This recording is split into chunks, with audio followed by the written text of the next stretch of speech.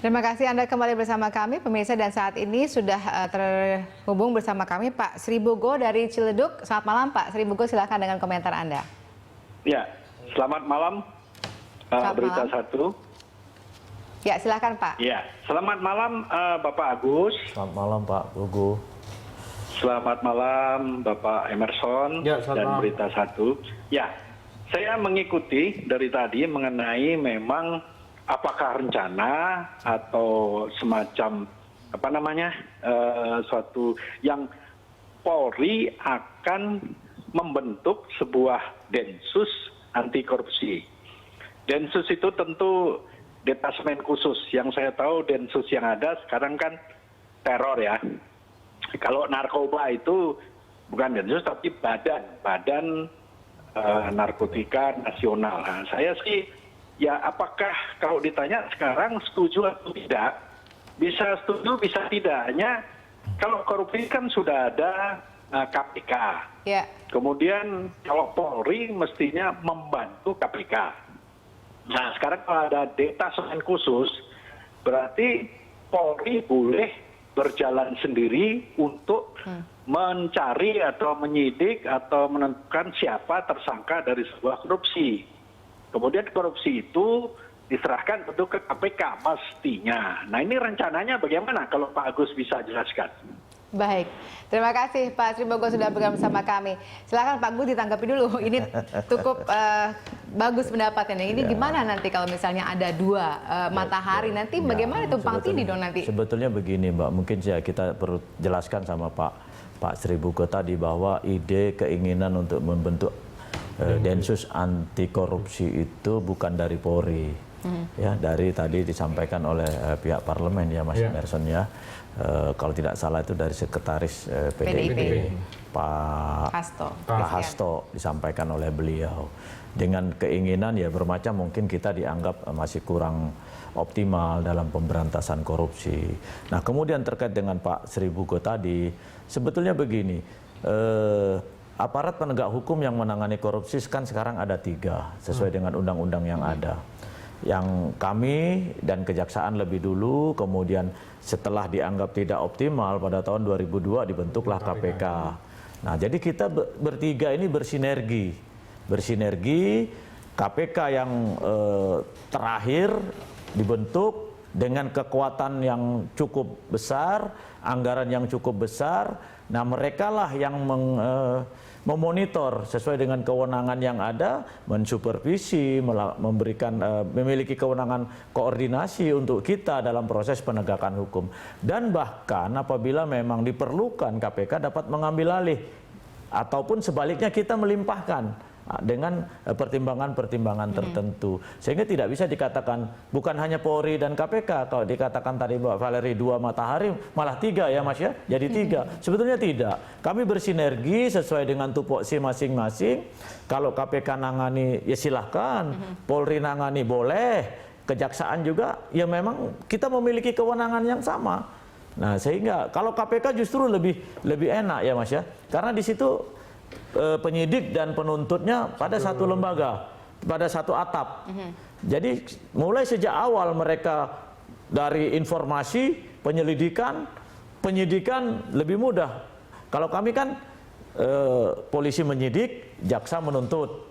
Nah, dan mekanisme selanjutnya. Jadi tidak ada masalah dalam proses penanganan ini, hanya tadi kalau misalnya akan dibentuk Densus anti korupsi. Nah seandainya akan dibentuk, siapa yang mengawaki ya tentunya kita perlu juga nanti berkomunikasi dengan pihak-pihak ataupun lembaga yang kompeten yang membidangi untuk pembentukan ini. Yang pasti ya kita lihat saja perkembangan dan kita tetap bermohon kepada masyarakat untuk memonitor dan mendukung ataupun mengoreksi, mengkritisi kinerja Polri. Oke, Mas Emerson, tadi kan sampai dengan saat ini kita lihat memang respon masyarakat masih tidak percaya begitu. Misalnya kalau misalnya melihat penanganan kasus korupsi ini ditangani oleh Kejaksaan, oleh Polri, lebih percaya kalau misalnya ditangani oleh KPK.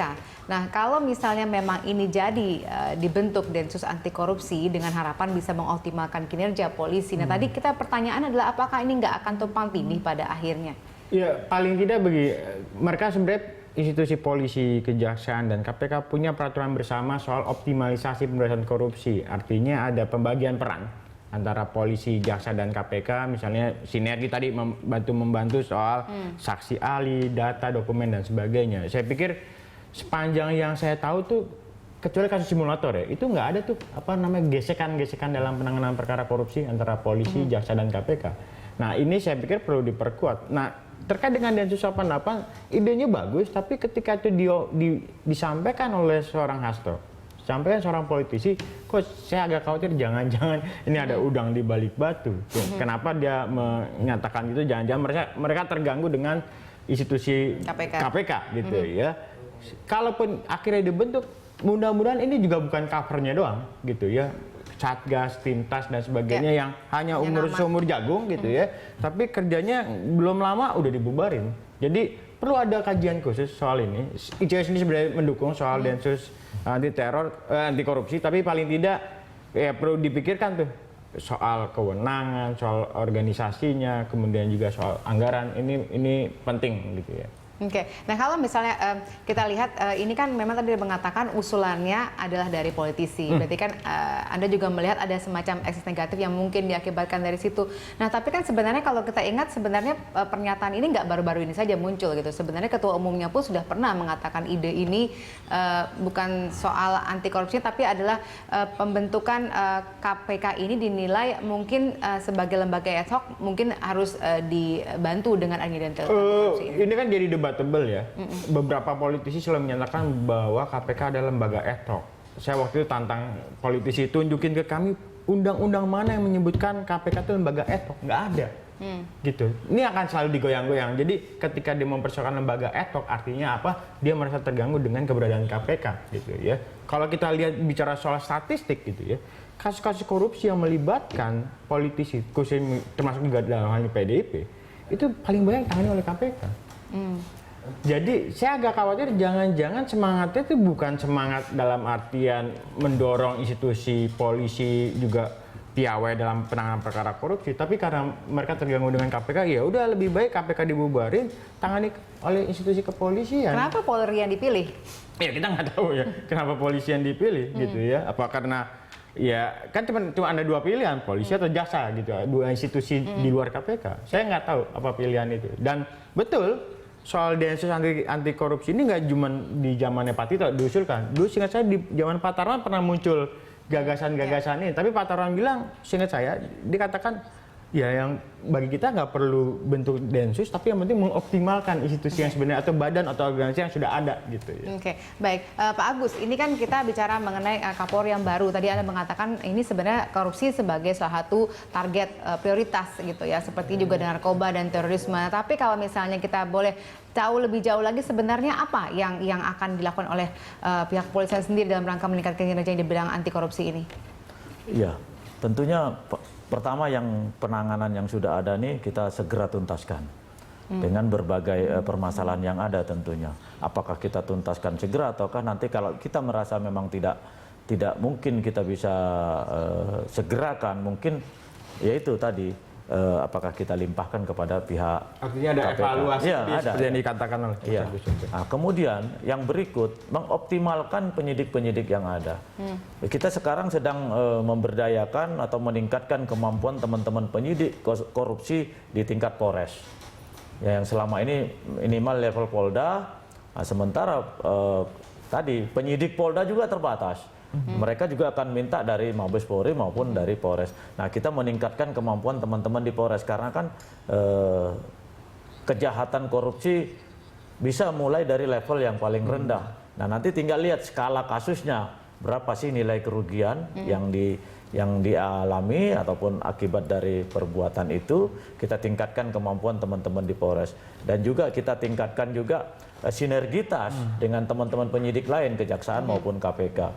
Sehingga kita berharap dengan peningkatan sinergitas, peningkatan kualitas, kapabilitas teman-teman penyidik ini di lingkungan Polri khususnya, ya mudah-mudahan apa yang menjadi program ataupun harapan perintah dari Bapak Kapolri bisa segera diwujudkan. Tentunya juga kami meningkatkan pengawas internal, Propam maupun Inspektorat Sehingga betul-betul termasuk juga Biro Wasidik. Karena di level mulai dari Polda, Mabes Polri itu punya Kabak Wasidik maupun Karo Wasidik yang mengawasi proses-proses penyidikan.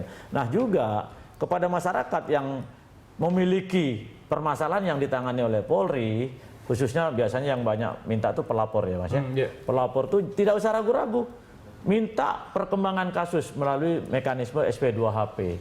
Sebetulnya penyidik yang wajib, tapi mungkin karena penyidik banyak menangani kasus, ada terlupakan penyampaian informasi kepada pelapor, ditanya kepada penyidik, Pak, perkembangan kasus saya sampai sejauh mana. Nah mungkin itu nanti akan membantu kita dalam proses percepatan penanganan kasus ini. Baik, ya terakhir Mas Emerson ini kalau misalnya jadi kalau satu kata aja kita tanya ke ICW mendukung pembentukan Densus anti korupsi? Dukung dengan syarat. Oh, dukung dengan syarat. Baik, kita akan bahas syaratnya pada episode berikutnya. Pemirsa, terima kasih Pak Agus, terima kasih Mas Emerson sudah bergabung bersama kami malam hari ini. Pemirsa, saat lagi Anda dapat menyimak Connect 360 bersama Ahmad Murodi. Dodi, apa saja yang akan menjadi sajian Connect 360 malam hari ini? Ya, Vale, yang trending di media sosial hari ini adalah aktivitas hari pertama sekolah untuk tahun ajaran baru 2016-2017. Selain itu, kami memiliki informasi unik di mana aktor action Hollywood Dwayne The Rock Johnson sempat tersangkut ketika keluar dari mobilnya. Selengkapnya di Connect 360. Vale. Baik, Dodi, terima kasih atas informasinya. Dan pemirsa, demikianlah Prime Time Talk kali ini. Anda bisa mengirimkan informasi dan saran kepada kami lewat email di news@berita1.tv atau follow kami via Twitter, Facebook, dan YouTube. Atas nama seluruh kerabat kerja yang bertugas, saya Valerina Daniel mengucapkan terima kasih atas kebersamaan Anda. Sampai jumpa. Terima kasih.